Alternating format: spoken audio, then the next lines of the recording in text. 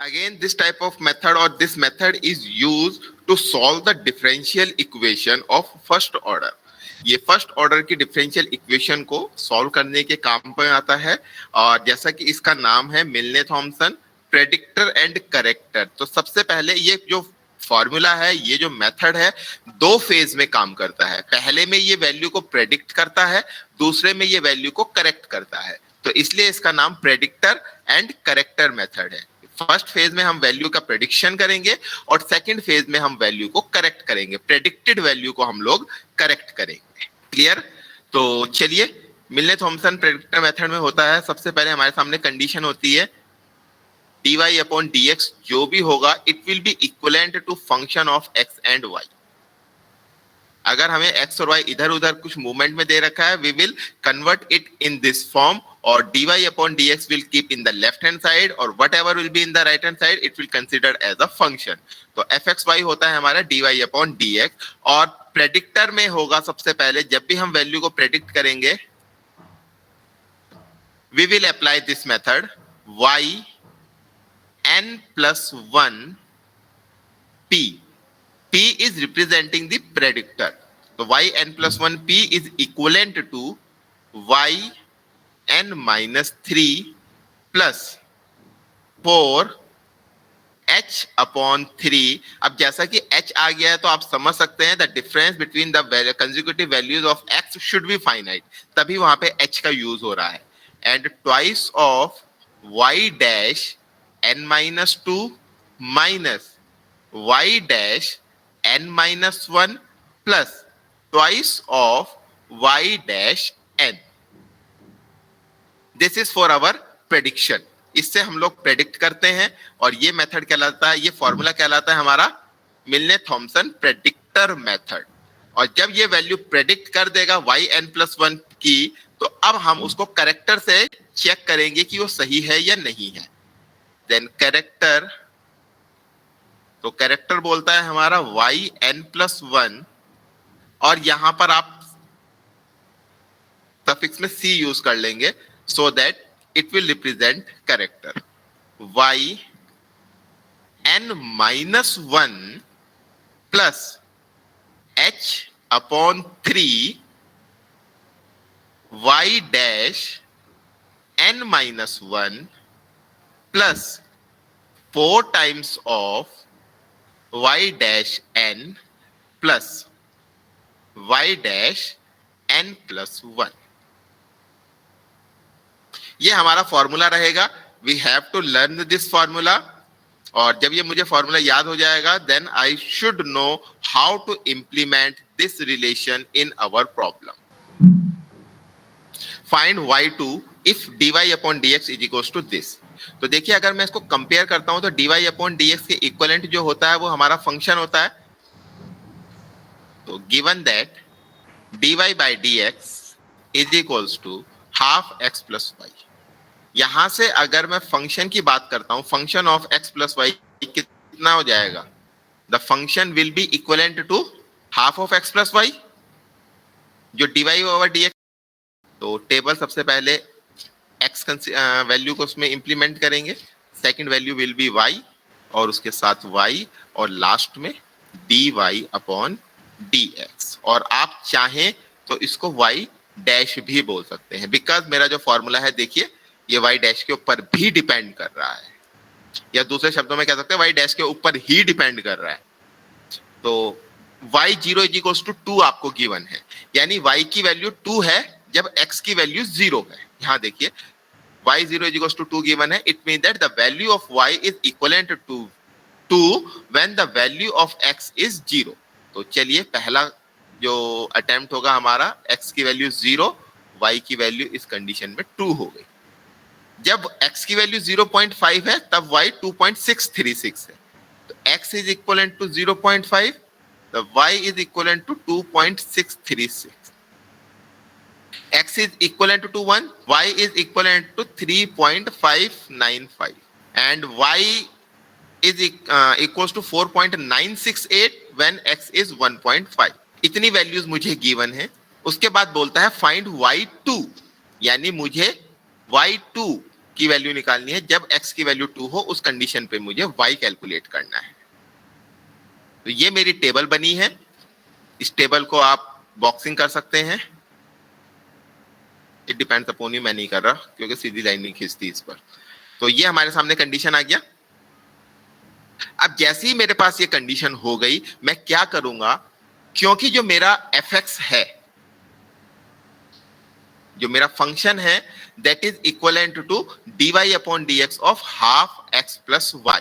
तो यहां पे आप चाहे तो लिख सकते हो y dash is equals to half x plus y। मुझे x की वैल्यू 0 गिवन है, y की वैल्यू 2 गिवन है। इस कंडीशन में dy अपॉन dx कितना हो जाएगा? You should use your calculator. अभी तो जरूरत नहीं है, लेकिन नेक्स्ट उससे जरूरत पड़ेगी, तो बताइए जरा कितना हो जाएगा? y dash is equivalent to 1, क्योंकि 0 प्लस 2 अपॉन 2 विल बी 1। इसके बाद चलते हैं, नेक्स्ट वैल्यू है x की 0.5, y की 2.636। तो y डैश कितना हो जाएगा? ये हो जाएगा 3.136 और डिवाइडेड बाय 2 करेंगे तो 2 1s 2 और 5 6 8। देखना यही आ रहा है? मुझे आपकी आवाज नहीं आ रही, आप लोग बोल रहे हैं? यस सर, यही आ रहा है। ओके, नेक्स्ट है हमारे पास x is equal to 1 and y is equal to 3.95595। तो 3 और 1 4.595 होगा। 4.595 को जब मैं 2 से डिवाइड करूंगा, आई विल गेट 4.224। कितना आएगा? 2.2975। 2.2975। गुड। इसके बाद x इज इक्वल टू 1.5 है, तो y इज इक्वल टू 4.968 होगा। तो अब इसकी वैल्यू कितनी हो जाएगी? 3.234। 3.234। बस मैं यहीं तक ही कैलकुलेशन कर सकता हूं, बिकॉज जो है x बराबर 2 पर तो मुझे y कैलकुलेट ही करना है। अब यहां पर देखिए आपको y की कितनी वैल्यूज गिवन है। अगर मैं इसको कंसीडर करता हूं, that will be y0, y1, y2, y3। There are total 3 values of y। तो चलिए यहां पर चलते हैं, इसको आप मान लीजिए y0, y1, y2, y3। ये हो जाएगा y dash note, y dash 1, y dash 2, y dash 3। ये आपको समझाने के लिए मैंने यहाँ पे डिफरेंट पेन से लिख दिया है। अब प्रेडिक्टर यूज करते हैं। सबसे पहले तो हमें वैल्यू को प्रेडिक्ट करना है, so we will go predictor method में। हमारे पास यहाँ पे 3 पार्ट्स गिवन हैं, तो 3 पार्ट्स में n इज इक्वल टू 3 यहाँ पर प्लेस करा दीजिए। प्रेडिक्टर मेथड आपके पास है, तो n इज इक्वल टू 3 जैसे ही आप यहाँ रखेंगे, क्या हो जाएगा? ये y4। भाई आप ये देखिए, आपको ये वाली वैल्यू निकालनी है ना। ये वाली वैल्यू कितनी है? y4 ही तो है। और y4 निकालने के लिए आपका जो फॉर्मूला है, ये n+1 पर बेस्ड है। तो n की जगह क्या रखना पड़ेगा कि ये y4 हो जाए? 3 प्लेस कराएंगे, तो you will place n is equal to 3। तो फॉर्मूला क्या बन गया मेरे पास? y4 की प्रेडिक्शन इज इक्वल्स टू, आगे देखिए ये फॉर्मूला बोलता है yn-3। आपने इस फॉर्मूले में n की जगह 3 प्लेस कराया है, तो 3 - 3 विल बी 0, तो it will be y0 plus 4h upon 3, और इसके बाद आ जाता है twice of y dash n-2। तो 3 में से 2 माइनस करेंगे तो कितना आ जाएगा? 1, यानी ट्वाइस ऑफ y डैश 1। यहां पर देखिए आप n में 3 - 1 करेंगे तो 2 हो जाएगा। तो यहां पे ट्वाइस वगैरह कुछ नहीं आता, y डैश 2 और प्लस ट्वाइस ऑफ n-1 है, और यहां पर लास्ट में n है, तो y डैश n यानी y डैश। अब ये सारी फॉर्मूला वैल्यूज आपकी टेबल में इंक्लूड हैं, आप सब वैल्यूज उठा के रख दीजिए और कैलकुलेशन कर दीजिए। 7 1 दैट इज y4। अब जब ये y4 जो है 6.871 आया है, तो y डैश 4 कितना आ जाएगा? 4.4355। That is equivalent to y dash 4। ठीक है, चलिए अब हम करेक्टर की तरफ चलते हैं। 4 निकालना है आपको, जो आपका ऑब्जेक्ट है वो यही वैल्यू को तो चेक करना है अब y4 को। तो n की जगह यहां पर भी आप 3 ही प्लेस कराएंगे तो तभी ये y4 बनेगा। तो y n की जगह 4 रखा, सॉरी 3 रखा, तो वो yn+1 के कारण y4 बन गया। इधर है yn-1, तो जैसे ही आप 3 रखेंगे it will B y2 plus h/3 और प्लस 4 टाइम्स ऑफ yn-1,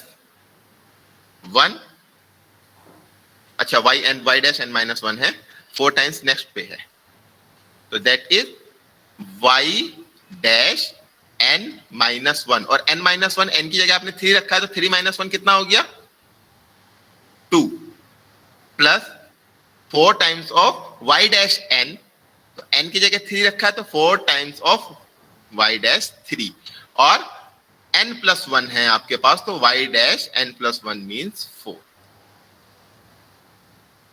ये देखिए y'(n+1) यानी n की जगह 3 रखेंगे तो 3 + 1 4 और 4 टाइम्स ऑफ y'3 और y'2। तो ये हमारा फॉर्मूला यहां बन गया है।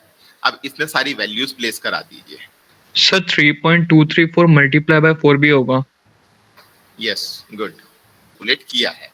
तो that was Milne Thomson predictor and corrector method.